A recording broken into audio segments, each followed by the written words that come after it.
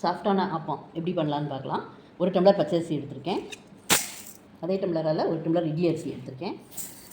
1/4 tumbler உளுத்தம்பருப்பு அதையும் இதோடய சேர்த்து போட்டுடலாம். இதில் 1 ஸ்பூன் வெந்தயம் போட்டுக்கலாம். நல்லா வாஷ் பண்ணி வந்துடலாம். நல்லா வாஷ் பண்ணிவிட்டு தண்ணி ஊற்றி வச்சுருக்கேன். 4 மணி நேரம் ஊறட்டும். ஊறினதுக்கப்புறம் பார்க்கலாம். ஆப்பத்துக்கு அரிசி உளுந்தெல்லாம் ஊறியாச்சு.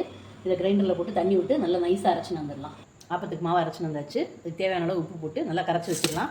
8 மணி நேரம் வெளியிலே இருக்கட்டும். அப்புறம் பார்க்கலாம். ஆப்பம் நல்லா பொங்கியாச்சு.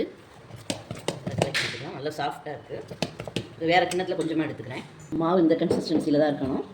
இப்போ கல் காஞ்ச வச்சு மாவு விட்டுக்கலாம். இதை பிடிச்சிட்டு இப்படி சுற்றி விடணும்.